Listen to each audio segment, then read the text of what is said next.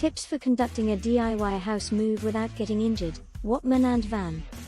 Moving house is most commonly known as one of the most stressful things a person can undertake. Many dangers are involved, especially when you are not adequately trained or equipped to do all the heavy lifting. Before anything else, we'll go through some of the most common injuries you could sustain with a DIY house move. Back injuries. If you're not very strong or didn't get any training in moving heavy things beforehand, then there's a good chance you'll strain your back while moving items, or even worse, cause a serious injury to it. Sprains and muscle strains.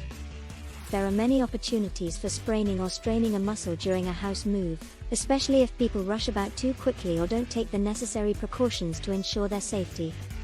Getting caught in or under objects. So, be careful where you put your feet, what you're holding onto and how much room there is to move about in. Head injuries. Make sure you check the ceiling height of every room before walking under it to be on the safe side. Knee injuries.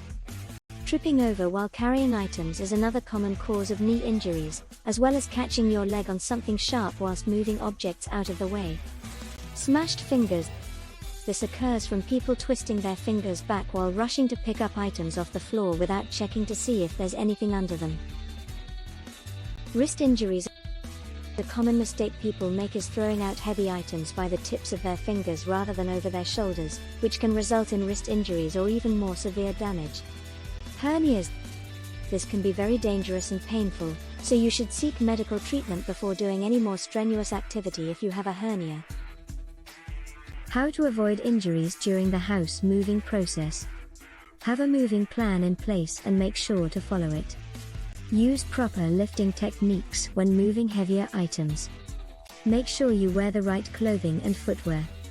Protect yourself and others from injuries with the right tools. Always have a first aid kit handy. Stay hydrated and fed. Always take pre-existing medical conditions into consideration. Don't hesitate to get help.